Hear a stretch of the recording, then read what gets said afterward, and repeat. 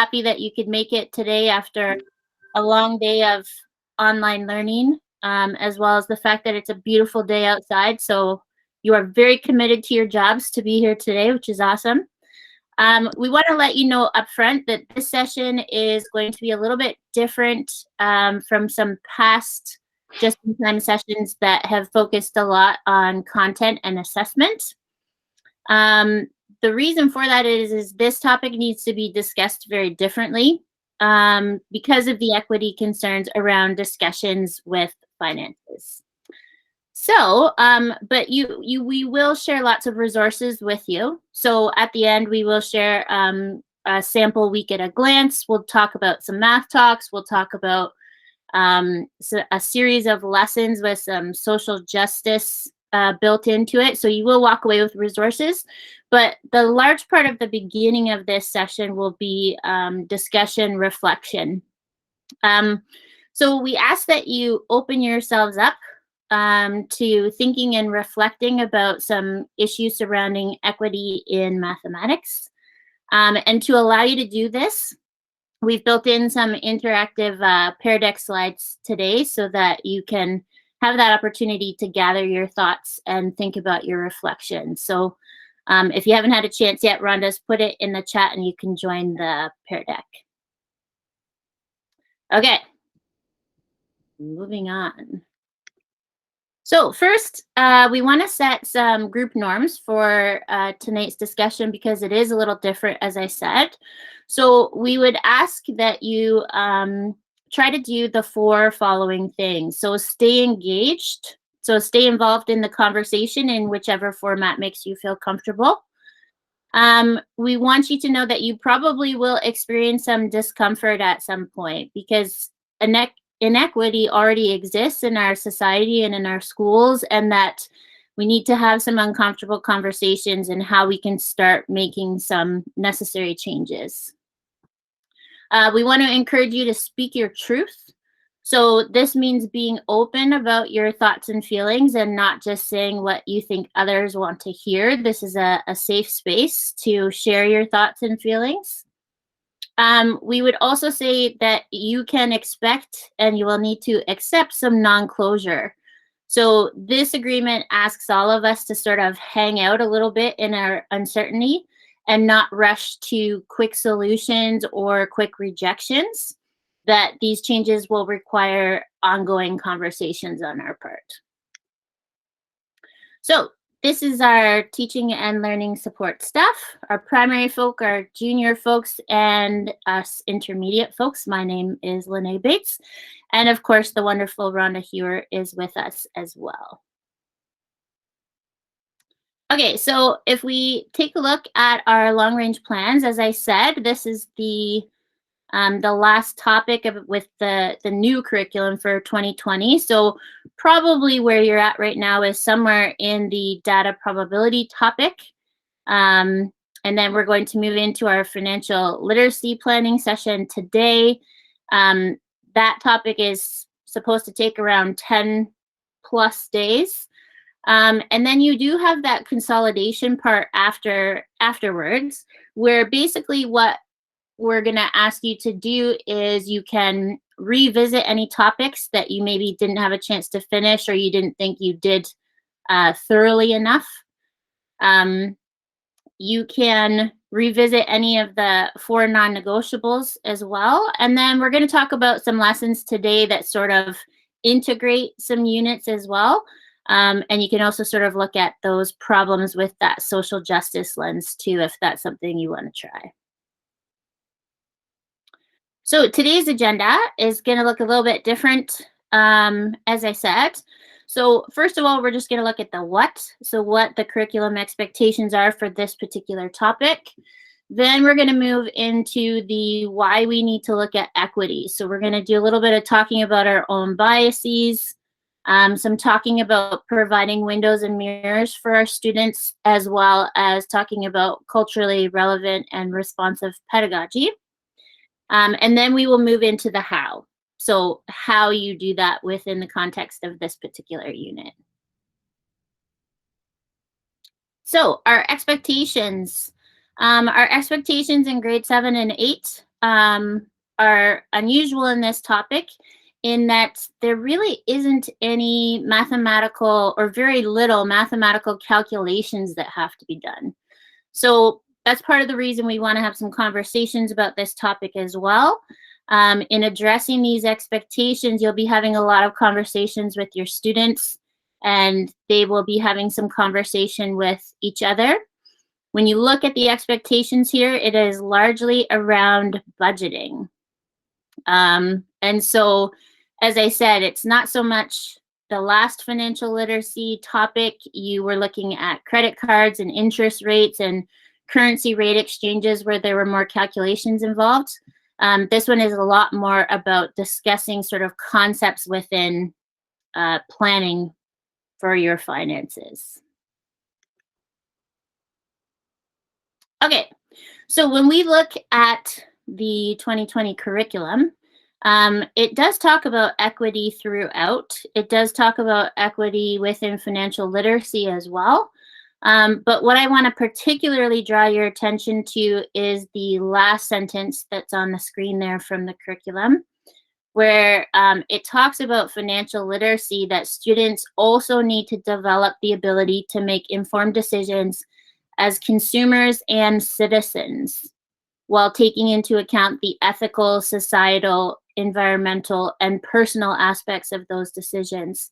So throughout our discussion tonight, we'll be talking about that quite a bit, especially in terms of looking at, we talk about ourselves as consumers, but we also talk about that civic awareness as well, and how we want to give students an opportunity to talk about those other aspects, the ethical, societal, environmental, and personal aspects as well. So we have already made our way through the what, that basically we're having some conversations about budgeting within our financial literacy topic. So now we're going to move into the why. And the first part of the why, we want to look at our own potential biases that we have around financial literacy. So what I'm going to ask you to do first is just take a minute or two to have a look at this comic strip. So have a look at what it says, the pictures that are there, and then on the next slide, I'm going to ask you to do some reflection after we consolidate a bit. So take a minute, have a look at that comic strip.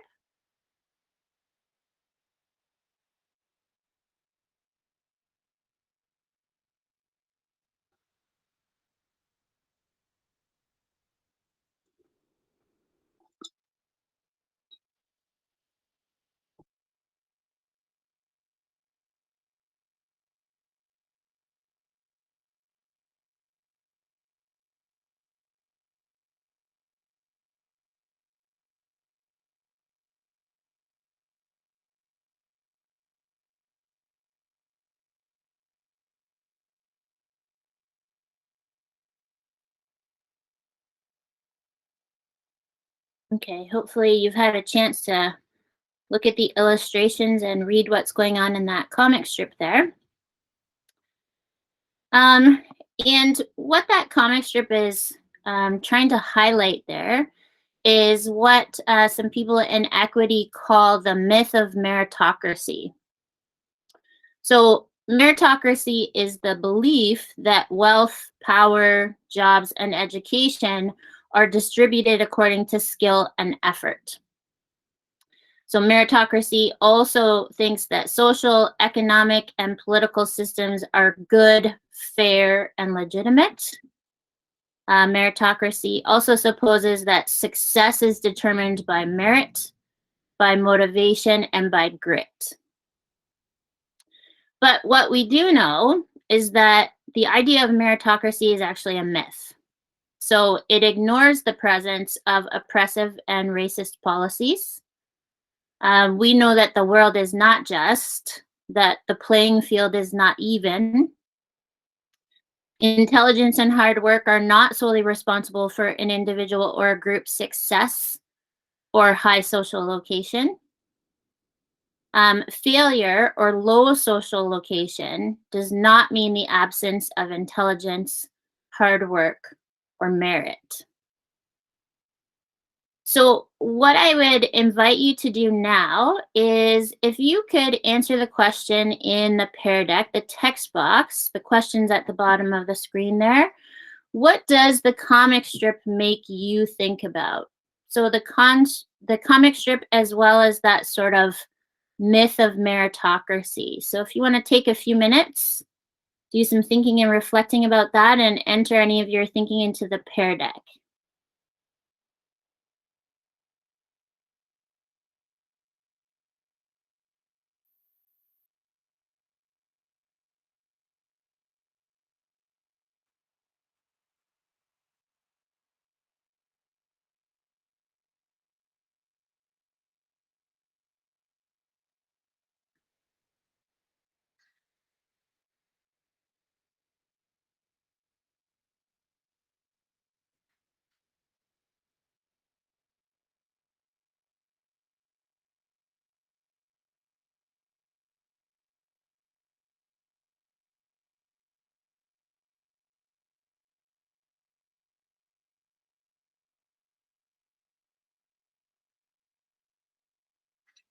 Wow, you guys are on fire. You have some very deep thoughts here. This is awesome. So it makes you think of access to education, acceptance of credentials from other countries. Absolutely. That it can be hurtful or harmful to equate hard work with fair wages. Definitely. Just Lene, I'm just going to interrupt. Just Yep. if anybody wants to see what other people in the room have written, you can come back to the Google Meet screen and Lene's presenting the responses. Thanks, Rhonda. I always forget those parts. That the immigrant experience most of us have moving here. Yes, absolutely. So some of the families in your community have that experience, that low income is not necessarily because of race, but because of social injustice. Absolutely. That this situation is all too common and so hard. Hard times families are having during COVID. Yes, definitely. This is all exacerbated by COVID. Makes you think about what our students may be facing. Absolutely.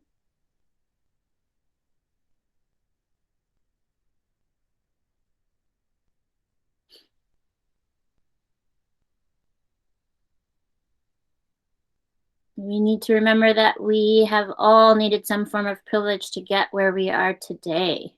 Indeed.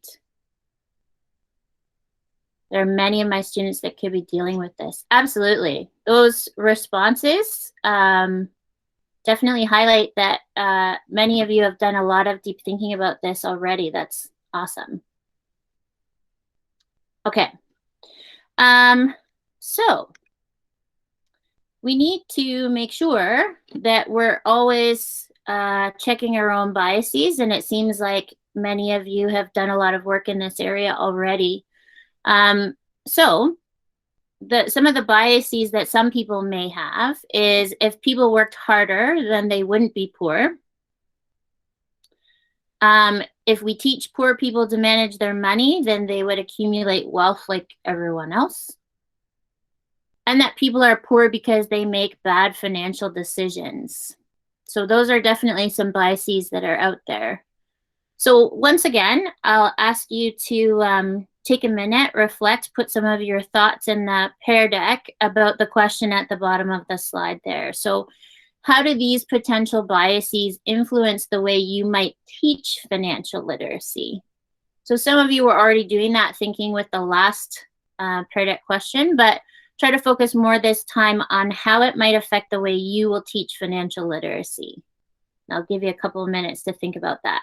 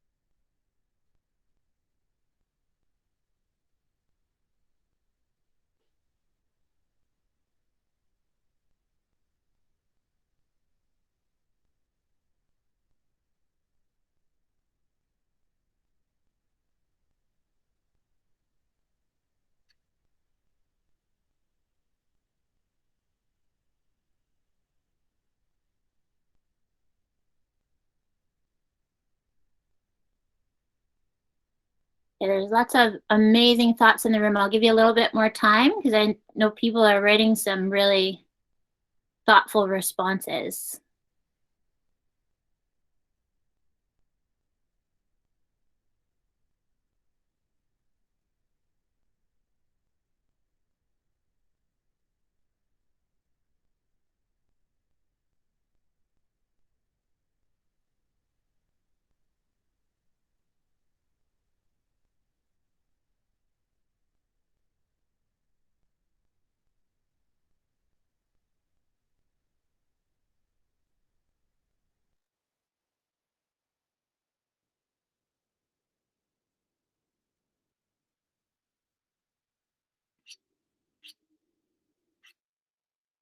Okay, I'll invite you to come back to your Meet tab if you'd like to see the responses. So up top here, that our teaching needs to be informative about economics rather than judgmental in its tone, which I think is amazing. That we may automatically make our students defensive or embarrassed. Yes. I remember looking at mortgage prices and calculations around that when I was in school. I do too. The housing market is nuts right now and not a realistic option for many. Ain't that the truth? Students would feel judged, embarrassed that their families are viewed as lazy or ignorant and then shut down to learning, definitely. Use examples that are accessible and relevant to all, not budgeting for a major vacation overseas. Yes. Have kids self select topic of budget. Great ideas. Using diverse scenarios and open ended questions. Absolutely. Knowing that these biases are real, yes, and these biases may even be presented to them at home.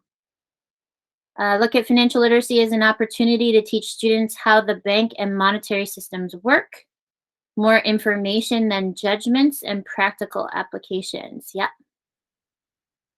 I think it's important to understand cost of living versus wages. What is a living wage? Really important concept. An opportunity to address some important social injustices that exist, absolutely. Provide them with those windows. I also know that if students don't come from a home where there is extra income, they may not learn basic financial literacy skills through modeled behaviors. That's true. We need to be careful of what we share and ensure not to use othering language. Definitely. We want to make sure that everybody's experience is presented as equally valid and valued. Respecting goals of students as targets for budgeting. Fantastic. Okay. You guys are doing some amazing reflection here. Okay, so that was sort of looking at some biases that some people may have, and that, of course, we need to check our own biases. And it seems like, as I said, that many of you in the room have been doing some work in this area on your own. So we spent a little bit of time talking about biases. Now we're going to move into, you may have heard me use the term just a second ago, looking at providing windows and mirrors for our students when talking about financial literacy. So we always want to ask who is advantaged and who is disadvantaged. So if you look at the continuum on the screen there of a financial literacy expectation F1.3, you can see there the continuum from grade 5 to grade 8, and this is the expectation that has to do with budgeting. And the three questions that are on the left of the screen there are questions, really good questions you can ask about any particular activity when you want to make sure that you are keeping equity in mind. So on this particular Pear Deck slide, feel free to answer any of the three questions on the left there. You probably won't have a chance to address all of them. But when thinking about budgeting, we want to ask questions like who is likely to benefit, who might not? Or number two, who might feel included or excluded from the conversation? Number three, how will I know as a teacher if I need to intervene in any sort of conversation or activity? And part B to that question, what adjustments could I make? So on this project slide, as I said, you can reflect on any of those questions in regards to budgeting. So I'll give you a couple minutes to do that.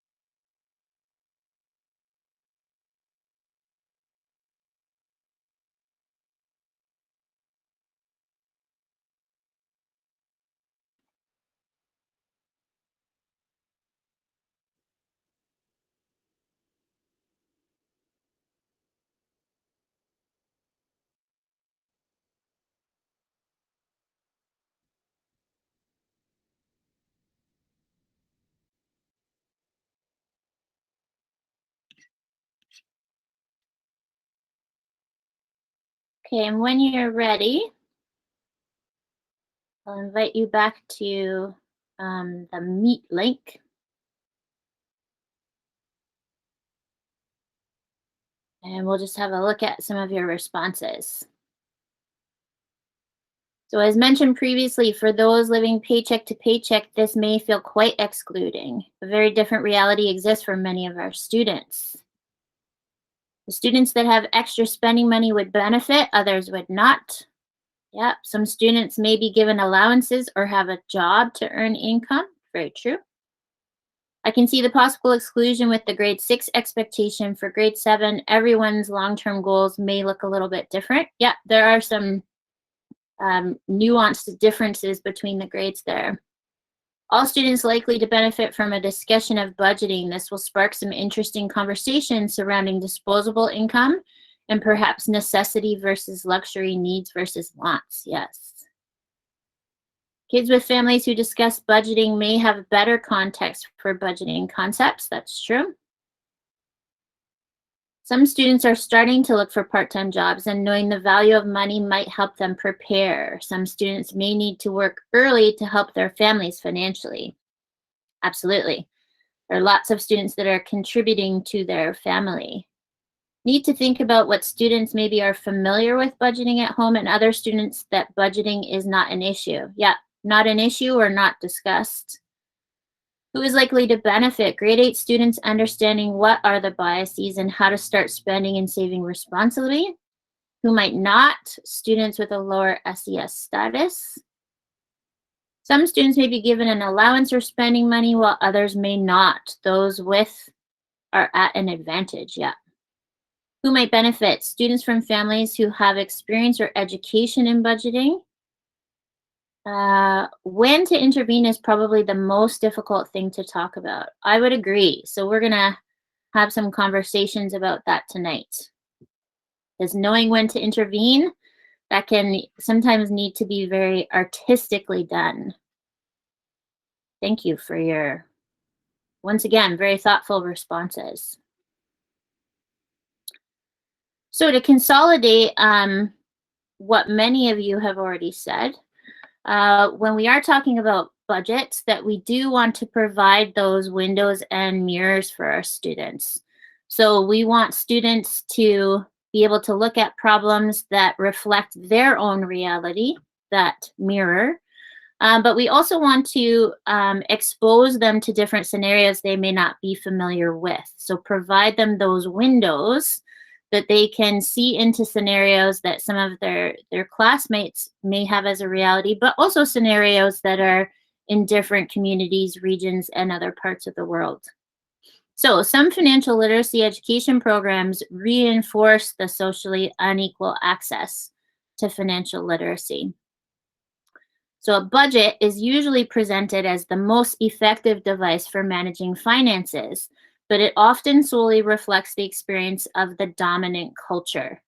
So budgets can be very ethnocentric, so only provide that one perspective or that one reality of the dominant culture. A budget imposes a time constraint, so usually the month, which is unsuitable for irregular flows of income and expenditures in some households. A budget requires precision in the forecast of income and expenditures. A budget requires the need to predict and to save. And these requirements are unlikely for households with irregular income and expenditures. So we want to keep in mind that when we're looking at a lot of different budgeting scenarios, probably asking students to look at their own personal or household budgeting scenario may not be your best option. So we'll talk about some of those as we continue today. So we also want to think about this definition here of classism. So the institutional, cultural, and individual set of practices and beliefs that assign differential value to people according to their socioeconomic class, and an economic system that creates inequity and causes basic human needs to go unmet. So we want to make sure that when we're teaching our financial literacy topics, that we are not valuing one scenario over another. So for example, when we look at budgets today, in the past, we may have just sort of assumed a line on a budget as an expenditure being, payments for a car insurance, gas, those sorts of things, where we can't assume that every family actually has those costs. And so we need to maybe reframe that line that may have traditionally been on a budget and maybe just put transportation costs, recognizing that there are a lot of different realities and scenarios that are out there. So that was a little bit of our discussion around providing windows and mirrors for students, that we want to provide scenarios they can relate to, but also provide the students in the class some scenarios so that they can understand that their reality is not the only reality. So now what I'd like to do is jump into a slightly different topic, and that is making sure that our financial literacy tasks are culturally relevant and responsive. So CRRP, if you're not familiar with that acronym, stands for culturally relevant and responsive pedagogy. So we're going to look at how we can use that pedagogy within this particular topic. So what we would like to do now is have a little math talk. And I'd really love it if people felt comfortable to unmute as we do this so that we can sort of model and see what a math talk like this particular one might go like with your classes. So let's have a look at the question here. And if you're able to unmute and join in the conversation, we would really love that. If it's more appropriate for you right now to be putting some of your thinking in the chat, that's great too. So this is from the Would You Rather Math website. We have the scenario there. The questions are always accompanied with the following question on the screen. Whichever option you choose, justify your reasoning with mathematics. So the scenario that is presented there, would you rather make $50,000 per year when everyone around you makes $25,000 per year, or make $100,000 per year when everyone around you makes $200,000 per year. And before we start the discussion, you can see the expectation that we're addressing here. We're identifying various societal and personal factors that may influence financial decision making and describe the effects that each might have. So take a minute, do some thinking, and if you can, unmute to share your thinking. We would love that, or you can put your thinking in the chat. Do prices around us stay the same? Oh, excellent thought. Some factors at play. I was wondering the same thing. So in terms of making 100,000 per year, that sounds fabulous, and it doesn't bother me if everyone else makes 200,000, unless there's been inflation, so that really it's the same as me making 10,000 a year, and everyone else is making 20,000, you know, or 50 and 100. So does that 100,000 actually put me below the poverty line? Very interesting thought. Yep, that you kind of need to know what your expenditures will be, and that you would be interested in sort of standard of living as well. Awesome.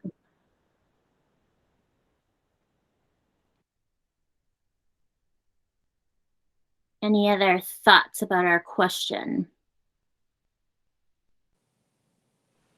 Well, when I first look at that, we always think, oh, I might want to make more money per year. But then when I look into relationship to other people, I think, well, I want to make $50,000 a year because I'm making more than other people, and I'm thinking that I can buy more things than other people can buy. So maybe I want to make more than what they're making. Or maybe even if we're thinking about some of those biases, then maybe people will think if I have more money that I'm harder working than other people are. Very interesting thought. So there's that aspect of competition and that aspect of maybe status, as you said, showing that if people believe that makes you a harder worker or more talented.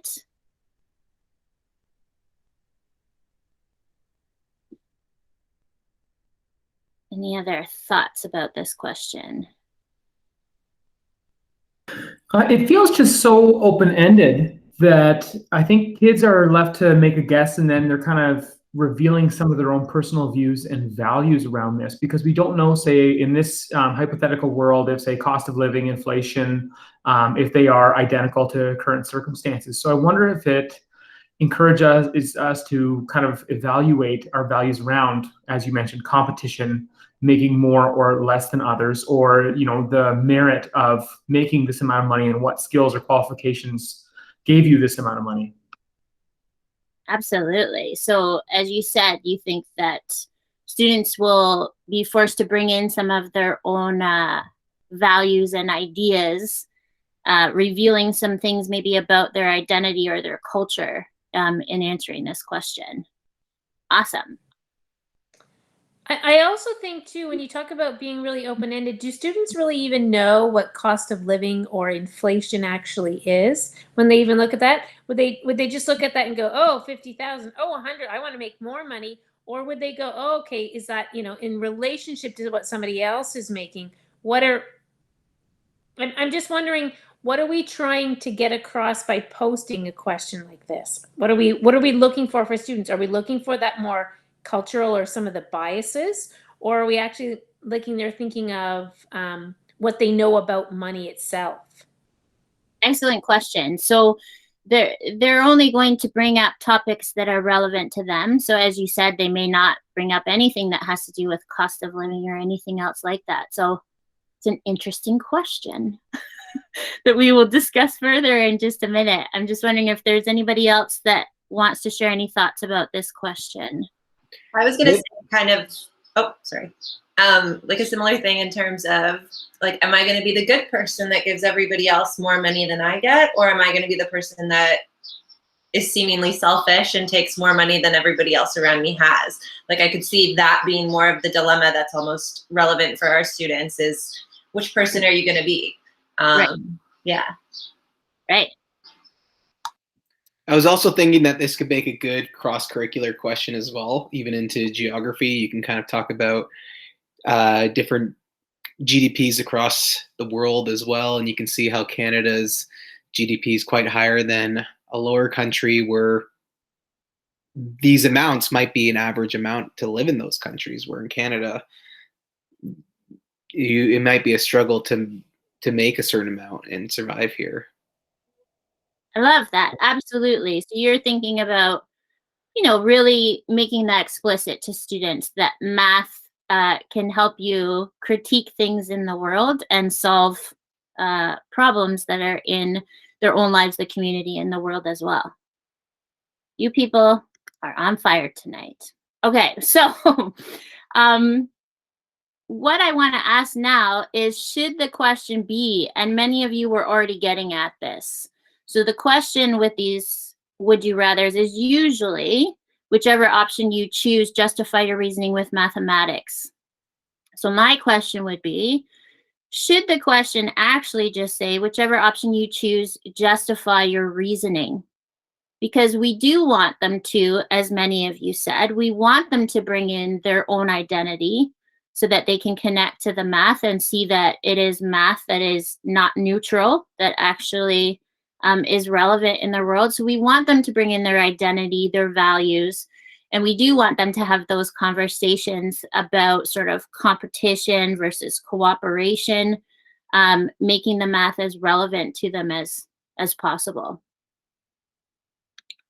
So, again, you brought up this issue already as well, that when we're looking at culturally relevant and responsive pedagogy, we need to look at the difference between individualism and collectivism. So collectivist societies emphasize relationships, interdependence within a community, and cooperative learning, whereas individualistic societies emphasize individual achievement and independence. And you're probably already able to tell that a lot of communities in North America tend to be more individualistic. I believe there was a stat I saw somewhere. It was from Zaretta Hammond's book, which is cited at the bottom there, Culturally Responsive Teaching in the Brain, that approximately 20% of cultures in the world are individualistic, where 80% of cultures in the world are more collectivistic societies. And so we want to be aware of that when we're talking with our students, that not all students will be thinking about their own individual gain, that some students will be thinking a lot more about the collective. And there's just some differences there listed between those two different concepts. And in terms of budgeting and finances, it becomes very clear, especially with the question we just looked at, the idea of the accumulation of wealth versus social responsibility. So you can have a look there at that quotation from Martin Luther King Jr. and that, that we need to be considering that notion of teaching kids to the difference between making a living and making a life, and that will sound very different to different individuals, different families, and different cultures. So what I want to do now is look at a second question. Now that we've had some of those conversations about individualism versus collectivism and culturally relevant and responsive pedagogy, let's do one more would you rather question. Now we've changed the question to whichever option you choose, justify your reasoning. So not just in terms of mathematics. So the would you rather, go on a 5-minute shopping spree in the department store of your choice, or receive a $2,000 gift card to the department store of your choice. So once again, if you want to take a minute to think about that, and if you're able to unmute and let us know your thoughts, that'd be great.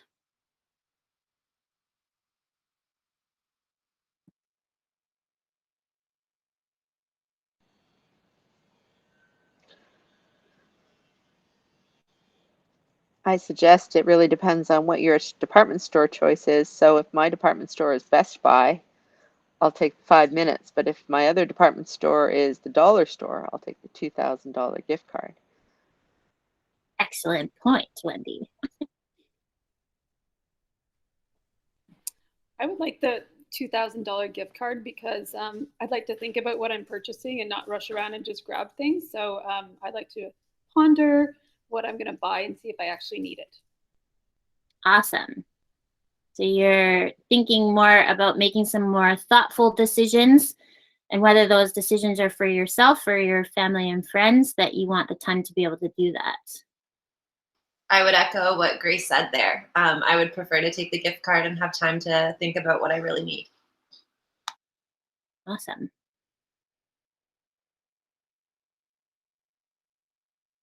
I would take the 5 minutes. I think I can get a lot done in 5 minutes.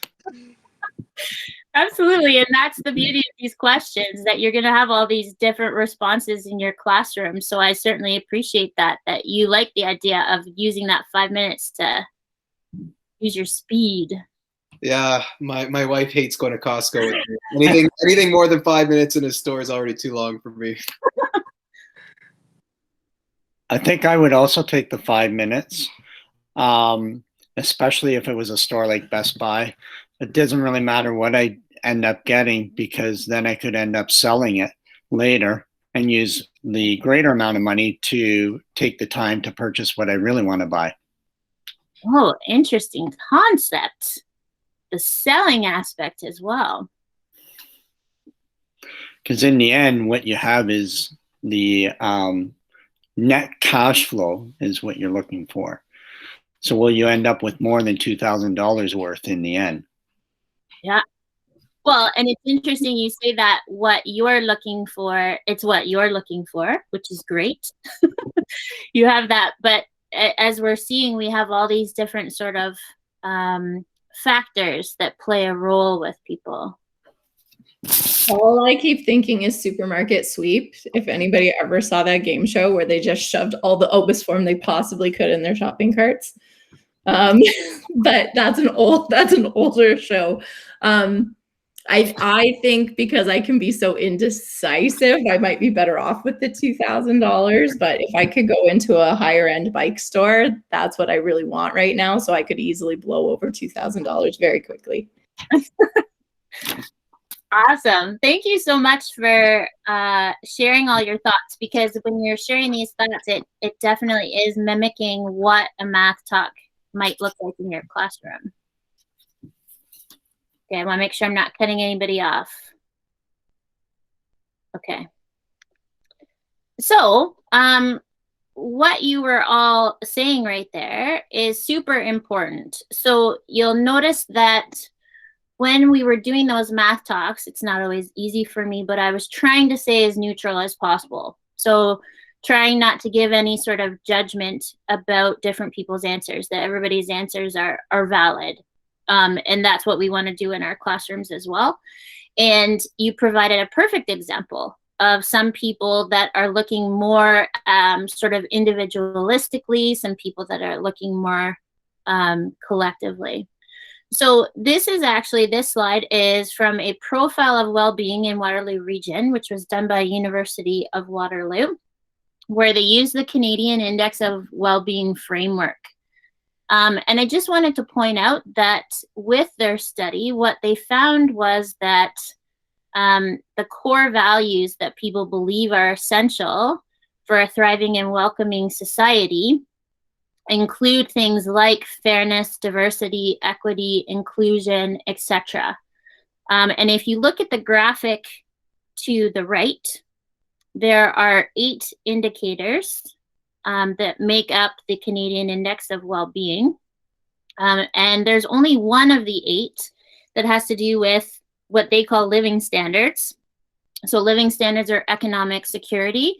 And when you look around at the rest of them, you'll see that some of those could involve some finances, but a lot of them do not.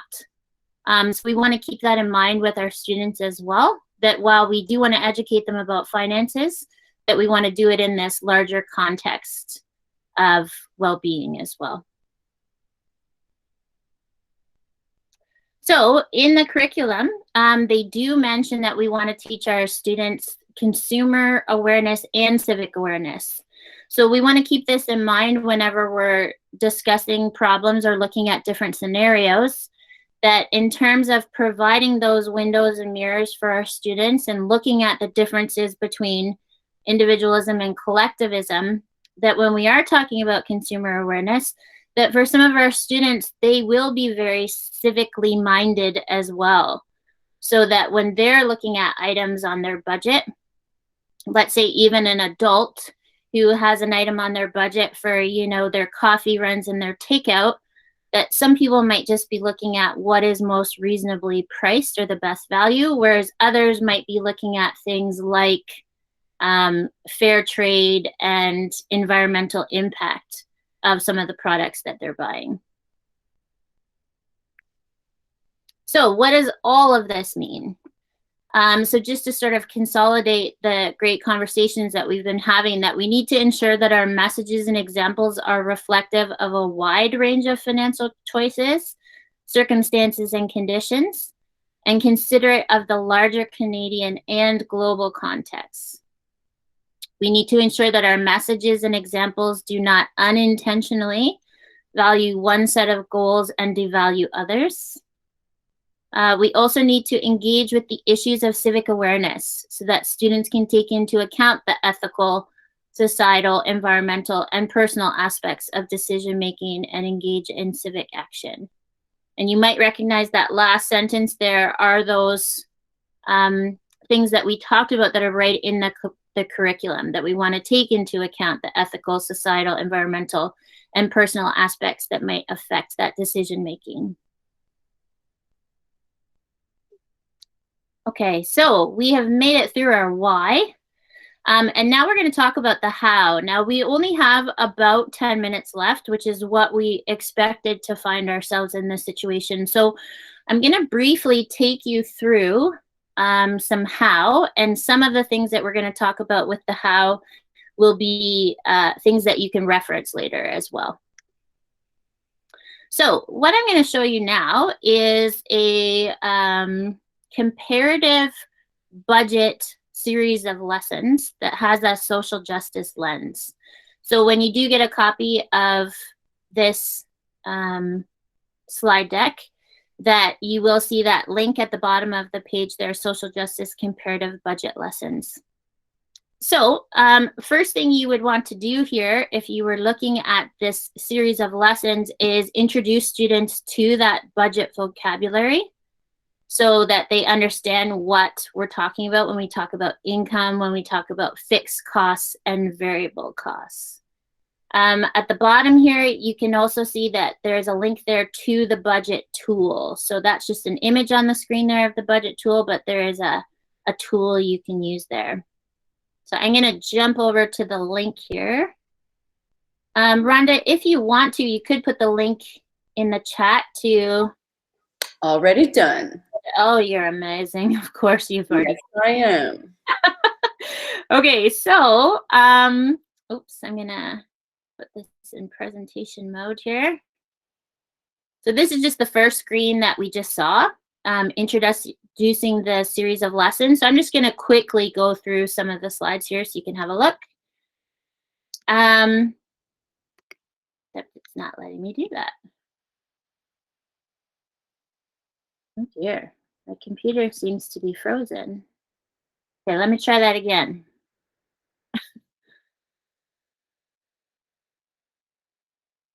Okay, so in this series of lessons, it's looking at comparing food budgets across Ontario.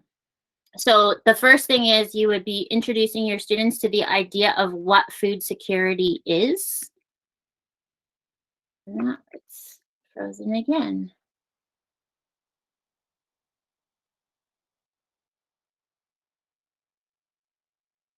See if it will let me do it here. Okay, so in this series of problems, students look at what's called the National Nutritious Food Basket. It was created in 1974, and it was a way of the government looking at the cost of food The National Nutritious Food Basket was made up of 67 food items and their approximate purchase sizes as well. There's actually a new nutritious food basket. This particular activity is based on an activity from Paying for Nutrition. It's at the bottom of your screen there. But we compare the National Nutritious Food Basket with the revised Northern Food Basket. So the revised Northern Food Basket has the same 67 items in it, but then obviously has different costs for those items.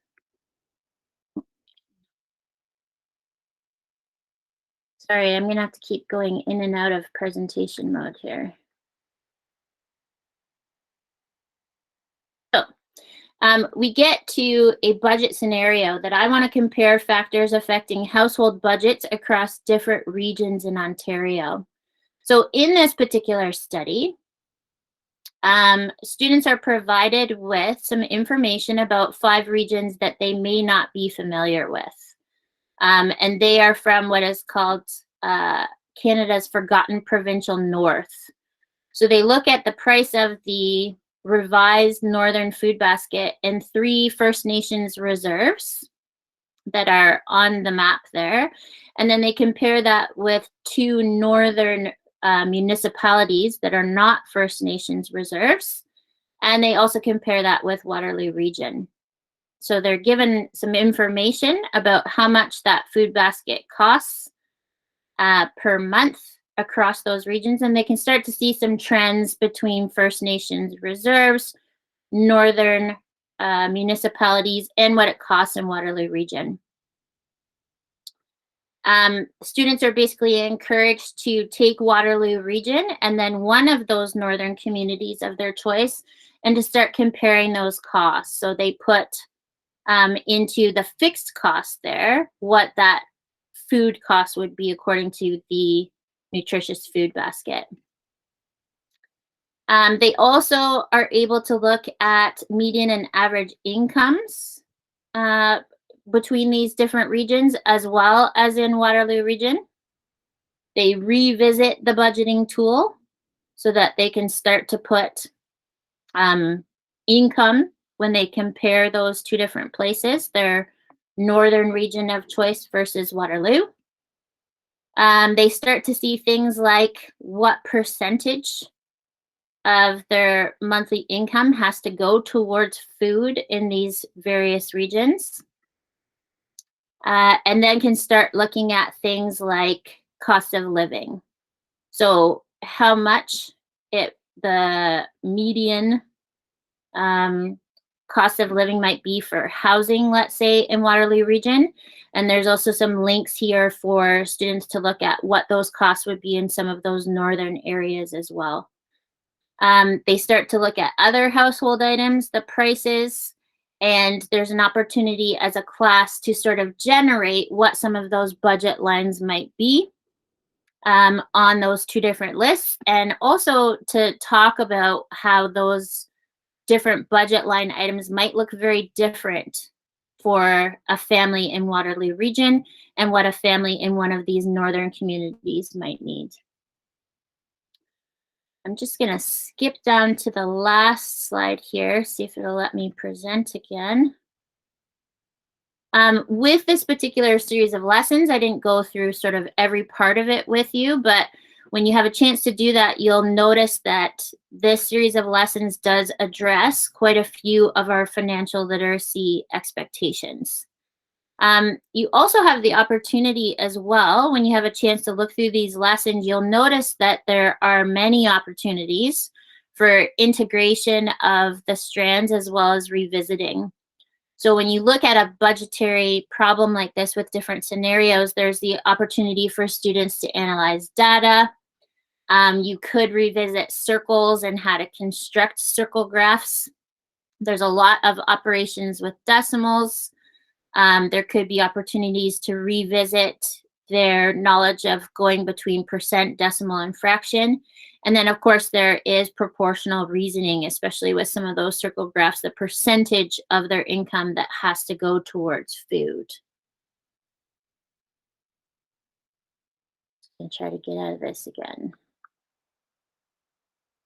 seems to. I'm having a lot of technical difficulties today. I don't know if many of you are finding the same thing. So I'm going to flip back to our Pear Deck now. Sample week at a glance. So there is a sample week at a glance for you here. The link is there as well. We do have obviously some math talk examples, the ones that we did together here. There are some opportunities to look at other sort of budget scenarios, as well as day 4 and day 5 on the sample week at a glance. It does focus a lot on that particular series of social justice lessons that I just showed you. I am going to click on the link here as well, just so you can see something quickly.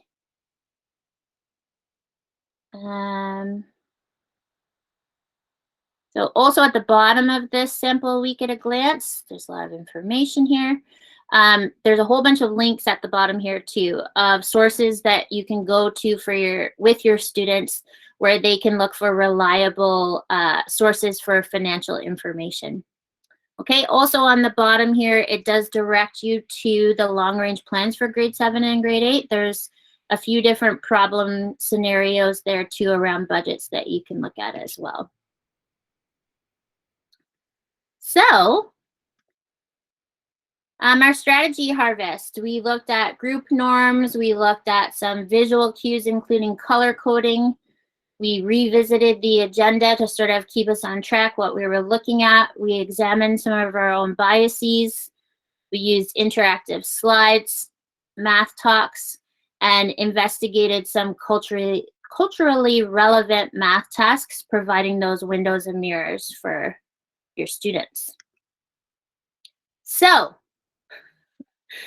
you are almost there. There's a trophy on this slide because for many of you, you've had a very, very difficult and stressful year with lots of new learning around the new math curriculum as well.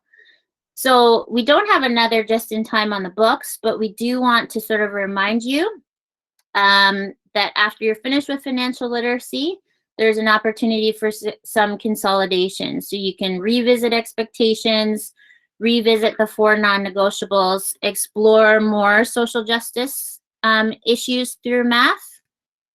Also, as far as report cards go, because we know that you will all be thinking of that very soon, that there are some links there for reporting 1 mark, because you did that first term as well. There's a video there. There's a document about questions and answers.